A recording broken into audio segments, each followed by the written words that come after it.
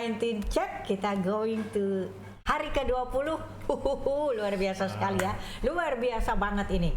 Tahu-tahu tiba-tiba udah 20 aja. Tinggal itu udah 2/3 jalan. Aduh, ampun deh ya, cepet banget. Kembali lagi di Halftime bersama dengan Paul dan Tamara.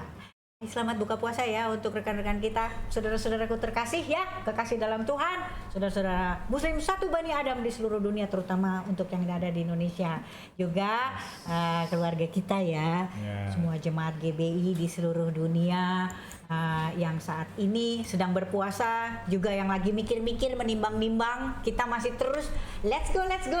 Ini dari rumah kita ya.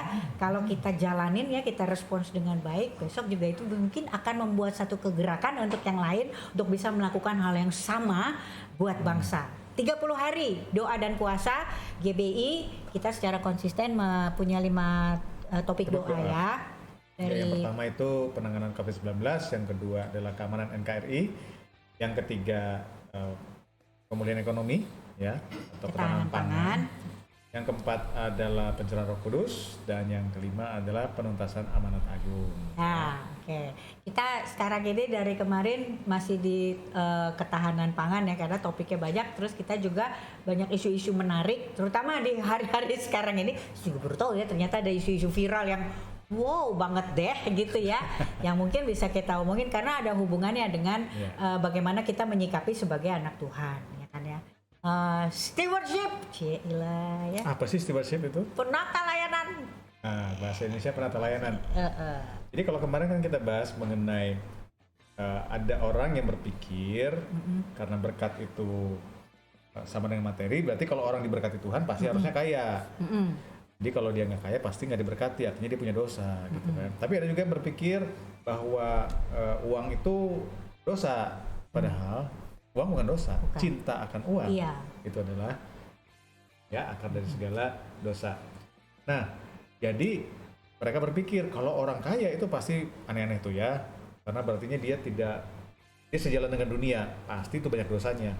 Orang yang kudus itu pasti menderita, miskin. Nah, kita sudah pelajari bahwa itu dua-duanya nggak benar ya, karena di Alkitab ternyata bukan bicara soal berapa kaya atau berapa miskin seseorang. Nah sekarang yang benar bagaimana sih? Kita boleh nggak sih kaya? Buat mana? Yang penting ya gitu kan, kemarin kita tutup dengan gini, yang salah itu bukan kekayaan, bukan kemiskinan, bukan setan ya. Setan juga capek, dikit-dikit gue katanya gitu ya. Baik ngomong, aku kerasukan setan, setannya gini, ngapain gue rasukin lagi, kan lu udah setan. Gitu loh, kita kalau kita selalu pakai fasilitas setan ya, kita selaras dengan dunia, itu berarti kan kita pakai fasilitasnya setan, terus kita mau dapat berkatnya Tuhan, itu kayak rame aja loh gitu kan. Nah jadi nggak boleh ya pakai babi ngepet ya, nggak boleh ya. Waktu kita bilang kalau kita sekarang kan dibilang Tuhan tidak akan memberikan pencobaan lebih dari apa yang sanggup kita tanggung gitu. Jadi kalau kekayaan itu akan membuat kita terlalu berat untuk kita tanggung. Tuhan nggak akan kasih. Tuhan selalu kasih cukup gitu loh. Jadi berbahagialah kita kalau kita tuh sekarang dengan segala kecukupan kita, itu berarti Tuhan sangat kenal siapa kita. Hari ini tuh sekarang gitu. Justru karena kita asal bilang kan orang yang cinta uang itu tidak akan puas dengan penghasilannya, jadi dia akan minta lagi, dia nggak akan pernah puas. Berapapun banyak uang yang diterima nggak akan puas, karena tidak disertai dengan rasa cukup. Tuhan sangat tahu kapan kita siap untuk menerima perkara besar dan berkat yang juga berkelimpahan. Until then, Tuhan memberikan perlindungan. Perlindungan paling absolut itu kadang-kadang waktu kita betul-betul lying on the floor. Itu adalah perlindungan paling absolut yang Tuhan bisa berikan kepada semua yang dicintainya sampai kita siap untuk terbang. Kenapa? Kita udah gak bisa jatuh lebih dalam lagi. Kita sudah di dasar gitu. Jadi berbahagialah yang sekarang dipilih Tuhan untuk stay on the floor. Until you are ready, Tuhan lebih dari rindu untuk memberkati. But then again, yang salah itu sikap hati, bukan kekayaan, bukan kemiskinan, bukan setan, tapi sikap hati kita yang membatasi kita hari ini yang mungkin membuat bangkrut. Nah, karena kalau dilihat dari judulnya yang mau di-sharing sama Paul hari ini adalah kita salah mengartikan apa yang melekat di kita nih sekarang. Waktu kita memandang, ini sebelum masuk ya, profesi aja. ya kan ya, profesi. Kita ngelihat profesi itulah yang kita kejar dan kita pertahankan. Padahal sebetulnya bukan profesinya yang mulia, tapi sifat dari si profesi. Itulah yang mulia. Dan sifat itu hanya bisa disadari orang-orang yang mengerti bahwa dirinya adalah hanya sebatas steward atau penata layan. Silakan Pak. Maaf. Jadi sebenarnya steward atau penata layan itu apa sih? Yang paling gampang itu kita pakai bahasa sebagai orang yang punya tanggung jawab. Ya, di Alkitab itu ada sebenarnya ceritanya ya, bagaimana Tuhan itu mempercayakan kepada seorang yang mengusahakan sebuah kebun, gitu kan. Jadi pemilik kebun ini itu pemilik dari kebun. Nah, si orang ini yang dia menjadi bertanggung jawab supaya isi kebun ini berbuah dan seterusnya. Tapi orang ini yang bertanggung jawab ini juga sedemikian rupa sehingga dia memberikan seluruh perhatian, fokus, kemampuan dia supaya kebun ini menjadi kebun yang berbuah, kebun yang menghasilkan sehingga tuannya itu disenangkan. Ya. Nah, kita ini juga sama sebenarnya. Kita ini adalah orang-orang yang mendapatkan kepercayaan untuk menerima berkat, dan berkat itu menjadi tanggung jawab kita untuk kita kelola. Nah, itu kata-kata yang tepat ya, dikelola. Karena sebenarnya semua itu bukan punya kita. Itulah sebabnya sebenarnya kalau kita kembali ke pelajaran beberapa hari sebelum ini ya, mengenai apa yang menjadi milik Tuhan ya. Jadi kalau Tuhan itu minta 10% itu sebenarnya udah luar biasa. Karena sebenarnya semuanya itu punya Tuhan. Ya. Tapi Tuhan pengen lihat kesetiaan kita, ya 10% dulu gitu kan. Nah, tetapi kembali ke soal penata layanan ini. Jadi sebenarnya apa yang kita punya itu semua adalah kepercayaan yang Tuhan berikan kepada kita. Kita ini punya tanggung jawab untuk mengelola apa yang kita miliki. Jadi kalau orang yang berpikir bahwa dia bekerja untuk kekayaan, sebenarnya tidak. Bekerja itu adalah supaya kita bisa menjadi alat Tuhan memberkati orang yang lain. Ya, Pak, masa orang lain terus? Tentunya kita juga ingat ada pelajaran roti dan benih ya. Ada roti yang kita harus makan, bukan berarti kita ekstrim. Wah, karena ini semua milik Tuhan, jadi semua penghasilan kita kasih sama Tuhan. Ya ada waktu-waktunya. Tetapi Tuhan juga minta supaya kita juga mengkonsumsi roti yang memang menjadi milik kita. Dan tetapi kita harus ingat ada juga namanya benih. Kita harus peka mana yang roti, mana yang benihnya ini ya. Tapi lama-lama juga kita tahu kok ya, bahwa bagian ini kita nggak bisa ambil ya. Yang penting kita jangan sampai menjadi beban bagi orang lain. Itu yang penting ya, karena Tuhan juga nggak mau kita menjadi beban bagi orang lain. Nah, oleh karena itu orang yang mengerti bahwa dia ini bertanggung jawab, dia tahu bahwa apa yang dia miliki ini adalah untuk melayani Tuhan. Ya, jadi apakah ada kaitannya dengan jumlah yang dia miliki dengan apakah dia diberkati atau tidak? Tidak sama sekali. Ya, seperti tadi Sis Tamara udah sampaikan ya, Tuhan tahu apa yang menjadi kapasitas kita. Jadi Tuhan memberikan yang secukupnya. Ada banyak perumpamaan juga di Alkitab ya. Ada yang bicara soal mina, ada yang bicara soal talenta. Nggak semua orang dikasih sama ya, walaupun semua dikasih itu sangat banyak, tapi tidak sama. Ada yang 1 talenta, ada yang 2 talenta, ada yang 5 talenta. Tapi jangan berpikir wah kalau dikasih 1 talenta berarti cuma sedikit sekali. Ada yang pernah ngitung 1 talenta itu berapa? Nah ya, 1 talenta itu kalau dihitung mau sekarang kira-kira itu sekitar 500 miliar lebih 1 talenta kalau pakai uang. Nah, jadi bicara berkenan atau tidak kepada Tuhan dalam konteks ini adalah bukan bicara soal berapa banyak yang kita hasilkan, tapi berapa setia kita kepada Tuhan. Orang yang berkenan kepada Tuhan itu orang yang setia. Orang yang tidak berkenan justru sebaliknya, orang yang tidak setia. Demikian itu. Ya, nah itu ya, jadi kita nggak akan pernah bisa dapat bayangan apa itu penata layan kalau kita nggak lebih dulu punya gambaran diri yang benar. Betul. Gambaran diri yang benar itu bisa kita bangun dengan cara membangun hubungan kita sama Tuhan. Gambar diri yang benar itu ya, itu gambar tuh kalau saya gini, pikiran dulu deh. Karena yang namanya stewardship itu ya, penata layan itu pengelola. Kita sebatas pengelola. Nah, profesi kita itu bukan profesinya yang mulia. Jadi apapun sekarang nih, mau kita tiba-tiba ini ibu menteri kek gitu ya, atau misalnya saya apa namanya orang yang paling dipercaya di kantor, atau saya pemimpin perusahaan, bukan itunya yang mulia, tapi sifatnya, sifat yang dititipkan oleh Tuhan itu yang membuat kita akhirnya dimuliakan bersama kemuliaan Tuhan. Nah itu caranya tuh kalau saya gambar diri yang benar tuh gini ya, itu kan manajemen ya, berarti kita memanage, kita mengelola itu kan kita memanage untuk mengendalikan agar mencapai tujuan. Nah tujuan kita itu kan memenuhi panggilan hidup kita ya. Betul. Destiny ilahi gitu. Berarti itu pikiran itu semua harus dikendalikan. Pikiran itu ya sekarang kalau saya aja ya hari ini pikiran itu terbagi dua buat saya ya. The past. Ya sekarang ini saya lagi jalan itu. Tapi yang menentukan saya hari ini adalah the past sama the future. Itu harus saya kendalikan. Kalau enggak saya enggak akan sukses menekankan pada diri saya bahwa saya hanya sebatas penata layan gitu.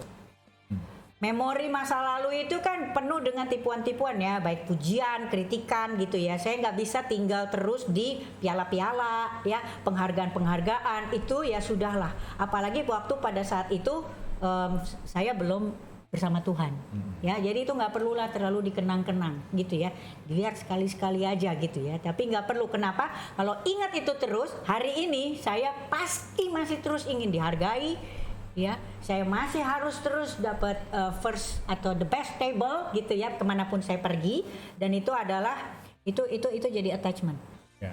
Saya harus bebas ya. Saya bukan orang yang, saya yakin semua itu bilang gini, saya orang yang senang sama privacy. Iya betul, tapi ketika kita lagi nggak bisa punya privacy, harusnya kita tidak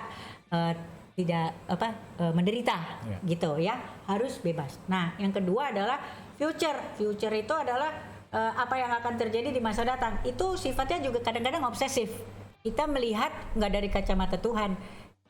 Kebayang nggak ya gini ya, saya sih cuma mikir gitu ya, Abraham tuh pasti insomnia loh kalau dia obsesif. Ketika Tuhan bilang sama dia, ngomong kayak gini nih ya, kalau Abraham gak ngerasa bahwa dia itu sebatas penata layan ya, waktu Tuhan bilang kayak gitu, jelas-jelas dia dengar suara Tuhan ya, kita kan kagak ya, maksudnya gak se-audible itu, jelas-jelas Tuhan bilang sama dia ya, dikala dia udah tua gitu ya, bahwa keturunanmu nanti akan sebanyak pasir dan juga bintang, dia bilang kayak gitu. Itu ya, saya yakin dia insomnia tuh. Kalau misalnya dia kepikiran, oke, kapan ya, tapi enggak. Nah kita harus belajar dari dia gitu. Kenapa senyum-senyum? Iya enggak? Saya kalau kasih contoh gitu aja. Itu bedanya saya sama pendeta. Iya kan Pak? Bener nggak? Bener. Tapi dia, iya kan? Tapi dia biasa aja. Jadi kita juga gitu. Kalau ngelihat sesuatu kita pakai kacamatanya Tuhan. Sehingga apa? Nanti malam pun kalau kita nggak bangun lagi, kita tahu kita pergi kemana gitu. Nggak jadi orang yang penuh kekhawatiran karena kita pengen lihat endingnya. Nggak. Segala sesuatu ending milik Tuhan. Apa milik Tuhan gitu. Iya. Ya Abraham awalnya juga kan nggak percaya, dia sampai sama Sarah juga dia sampai ketawa gitu karena. Jadi ya memang seperti itu ya. Jadi kita sekali lagi ini bicara soal penata layanan dan apa yang kita miliki. Dan saya menarik tuh ya tadi kalau dengar Ibu Tamara kesaksian tentang apa prestasi yang udah ada sebelumnya. Itu juga sebenarnya di sisi lain adalah tanggung jawab yang Tuhan berikan juga. Ya, sehingga sekarang dari apa yang sudah terjadi itu memang harus sudah lewat. Tetapi sekarang dengan kondisi ini, posisi kita sekarang, situasi kita yang sekarang, semuanya itu ada juga karena apa yang ada di belakang. Nah, itu yang kemudian kita pertanggungjawabkan kepada Tuhan. Ya. Nah, pertanggungjawaban kita itu tidak hanya bicara soal berapa uang yang kita punya, tidak ya, tapi talenta yang kita punya, karunia yang kita punya, waktu yang kita punya, keluarga yang kita punya, posisi, ya pekerjaan, prestasi, ya, bahkan followers juga. Kalau Bapak Ibu followersnya banyak, itu juga tanggung jawab. Kenapa bisa diberikan followers yang banyak? Itu harus dipakai untuk kemuliaan Tuhan. Nah itu yang namanya stewardship. Jangan bilang follower saya banyak, wah ya, kemudian bisa dibangga-banggakan ya. Kalau itu hanya dari dunia, ya sudah buat di dunia ini saja. Tapi untuk kekekalan, waduh, tidak terbayang betapa banyak atau betapa besar dampak yang bisa diberikan. Nah, ketika kita benar-benar bertanggung jawab dengan apa yang Tuhan percayakan kepada kita. Hari ini kita jadi mungkin bisa check up ya, waktu nanti tidur, kenapa saya ini ya, kenapa saya ngelukis ya, itu malahan membuat kita seberapa besar gitu.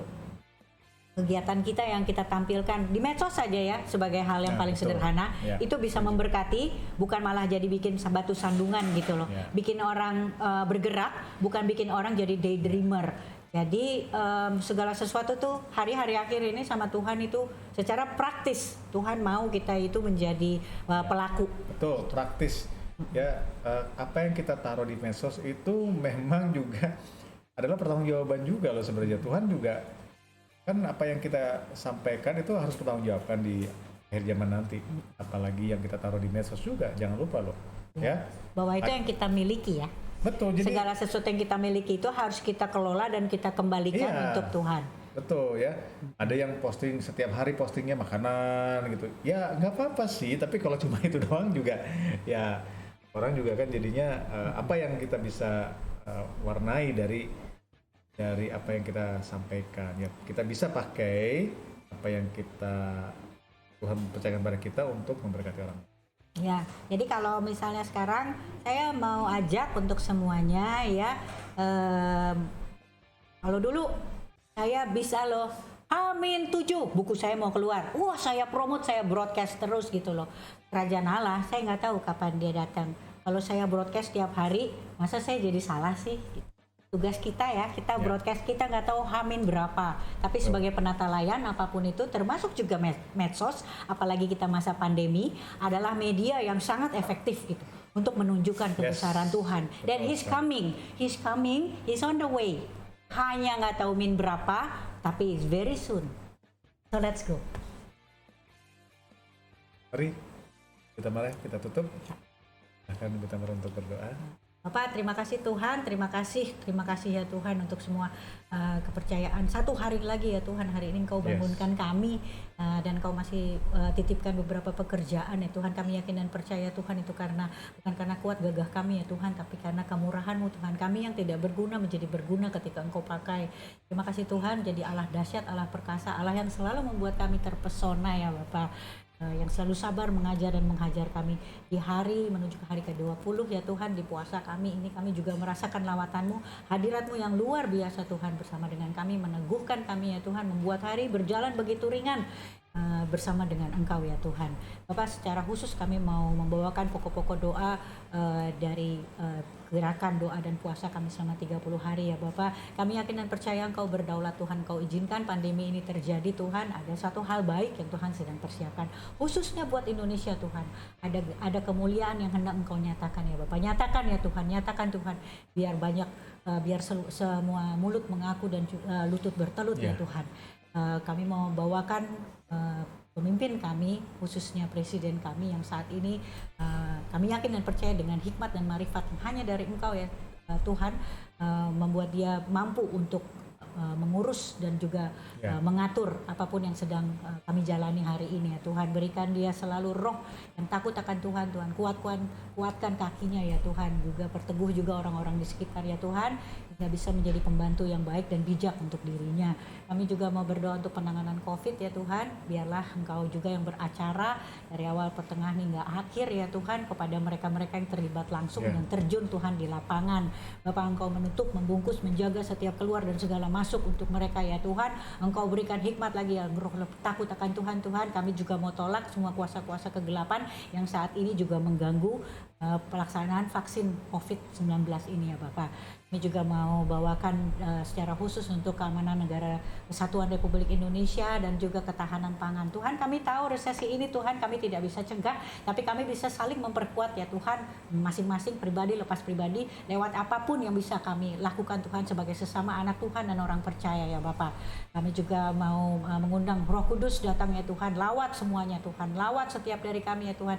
Jangan ada yang terlewat ya Tuhan, penuhi kami Tuhan. Kami juga mau doakan semua yang sekarang mungkin sedang menyaksikan ini Tuhan. Roh Kudus, Engkau memenuhi setiap sudut-sudut rumah ya Tuhan, buat mereka semakin peka, semakin ingin mengejar Tuhan ya Tuhan, dan semakin ingin menjadi bagian dari penuntasan amanat agung yang menjadi perintah terakhir-Mu sebelum Kau datang kembali. Terima kasih. Kami juga mau membawakan jiwa-jiwa yang sudah mengirimkan surat-surat Ya. Tuhan, lewat email, lewat WhatsApp, lewat Telegram, lewat DM Tuhan, Engkau sentuh jamaah. Apapun yang menjadi kekhawatiran mereka Tuhan, apapun yang menjadi persoalan, apapun Tuhan yang sekarang sedang menjadi kegundahan dalam hati, Engkau berdaulat Tuhan, Engkau kembali dalam tahta hati mereka ya Tuhan. Untuk semua yang mau bunuh diri dan yang mau aborsi Tuhan, Engkau berdaulat Tuhan, Engkau berdaulat, Engkau lawat, Engkau kuasai kembali hati mereka Tuhan. Beri sukacita penuh di hati, sendi dan juga di nadi mereka ya Tuhan. Ada malaikat berpasukan di kanan dan kiri ya Bapa. Sentuh mereka Tuhan, lawat, jangan ada yang terluput. Terima kasih Tuhan, ampuni dosa dan kesalahan kami, benarkan kami, layakkan kami Tuhan, bangkitkan kami bersama dengan orang-orang kudus Tuhan. Terima kasih Bapa, layakkan kami selalu untuk memanggil Engkau Bapa, Allah kami yang perkasa, Allah yang kami percaya, Allah kemana yang kami membawa semua perkara. Dalam nama Tuhan Yesus Kristus, haleluya, amin. Luar biasa. Ya. Jadi besok, spoiler lagi dia pasti. kita akan bahas tentang kalau sampai datang nih ya resesi ekonomi, kita orang Kristen harus bagaimana kalau sampai datang gitu. Kan ada tuh di Alkitab juga kan terjadi ya. Besok ya. Ya, oke, besok ya. Jadi sekali lagi kita tutup ya. Yang penting adalah relevan sama Tuhan. Ketika kita radikal, kita relevan sama Tuhan, pasti dunia akan ngikut. Kalau kita duluanin relevan sama dunia, effortnya tinggi, caranya pasti susah, capek hati. Nah, relevan sama Tuhan ada cara dan harga. Caranya tobat dan tinggal diam, harganya bayar lunas, jangan diskon-diskonan. Hidup adalah perjalanan, bukan pelarian. Kalau Tuhan panggil, jangan keraskan hati, jangan lari-larian. Jalan aja, percaya aja. Saya Tamara Geraldine. Saya Paul Tuanakota. Tuhan memberkati. Dan Salam olah jiwa.